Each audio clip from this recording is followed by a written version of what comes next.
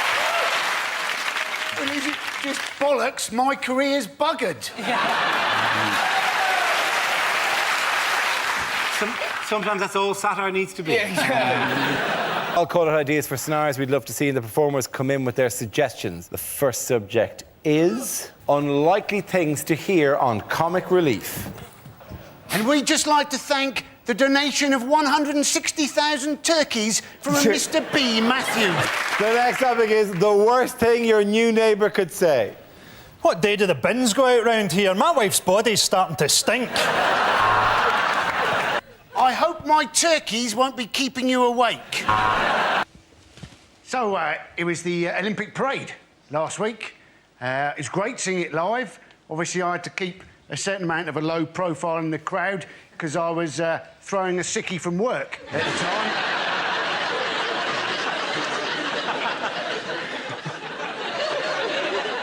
But it was great. 21 buses driving through London at a steady 2 miles an hour.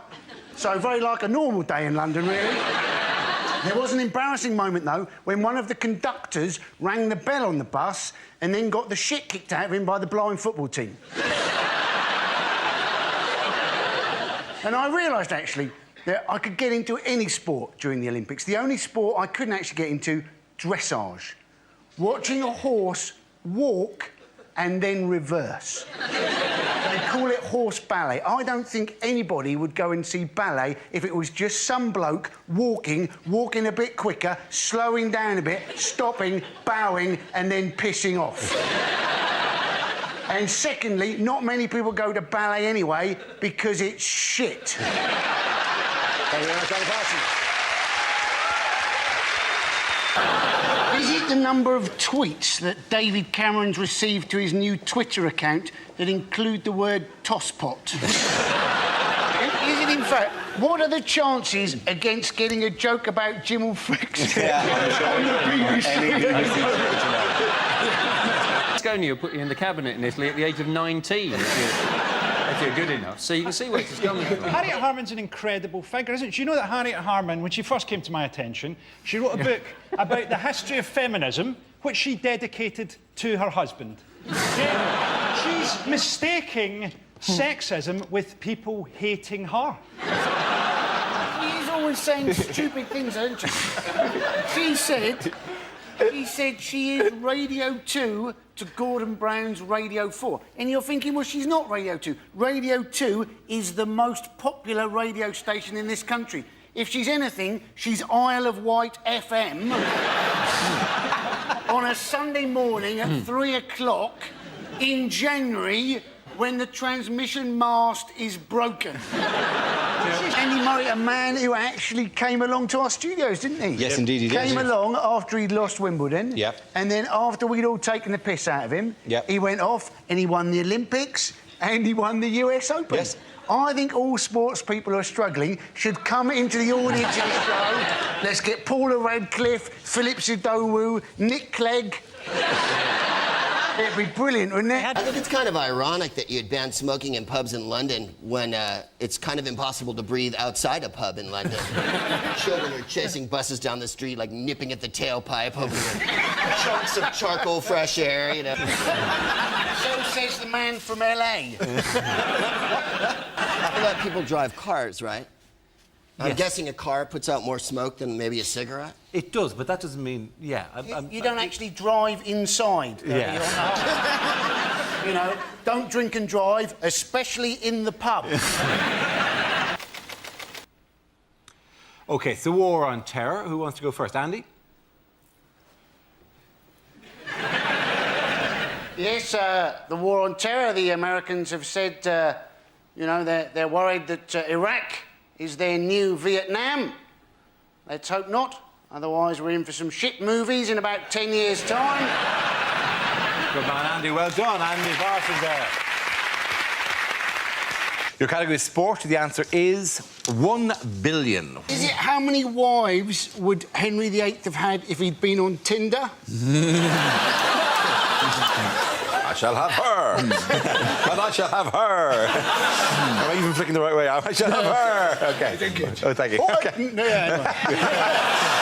Is it how many pounds in cash did the Queen hide under her bed when she'd seen that Jeremy Corbyn had been elected leader? Her family security is at risk. Here's a picture of the new Labour leader, Jeremy Corbyn. So what's going on here? Has he been sleeping in the bin on the right? The idea it could be the oldest delivery boy in the world still hasn't figured out how to hold a pizza correctly. Is he such a dedicated socialist that he refuses to look to the right, even then that's the direction he is in fact walking?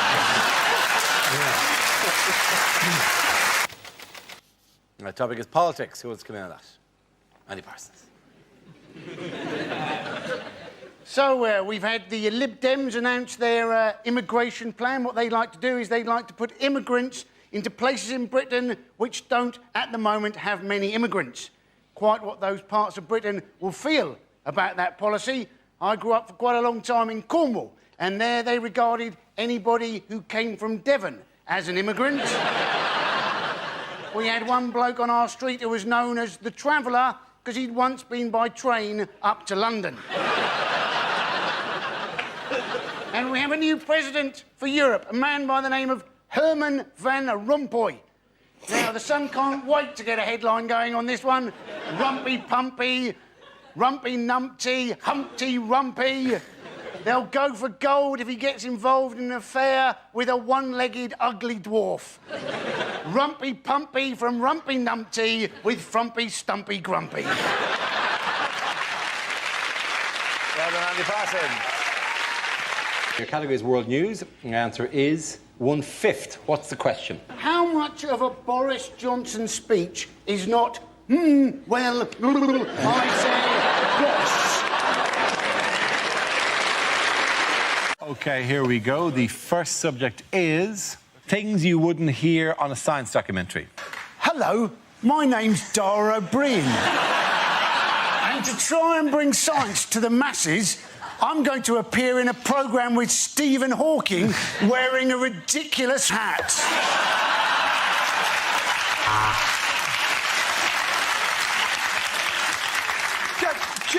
Just enough with the, you know... I love that hat, by the way. Hello, I'm Dara O'Brien. And I've got a massive head and a massive brain, but all I get to do in this bit is just press a little button. The Olympics. Who wants to come in that? Any person? Now, I don't know how you got on with getting tickets for the Olympics. There are still tickets for the Greco-Roman wrestling. Yeah, whoopee-doo. There aren't so many Romans in Britain anymore, are there? And those Greeks can't afford the tickets. And we will have forever our first GB football team. Yeah, it'll be the first time that Ryan Giggs, Ashley Cole and John Terry have got together since the last Miss World contest. But if you haven't got any tickets, go and see the Olympic road race cycling, right? It's free, yeah? But it's not the same as proper road cycling. Never in the Olympics do you see somebody having to go off into a ditch because there's a lorry turning left. Never do you see somebody go over the handlebars because some idiot in his car has opened the door without looking in his side mirror. Never do you see somebody fall off their bike because a car has screamed past and somebody has whined down the window and shouted, "Boo!" Although that may happen when the Olympics come to Hackney in 2012. Thank you very much, Andy Parsons. What did David Cameron do recently that no other serving British Prime Minister has ever done? Samantha Cameron. Yeah. That's true. But he also went on Letterman in the States, didn't he? He came out to loads of dry ice and they said it represented a London fog when we haven't had a London fog for over 100 years. That's the stereotype image that those Americans believe. What? The fat, dumb redneck.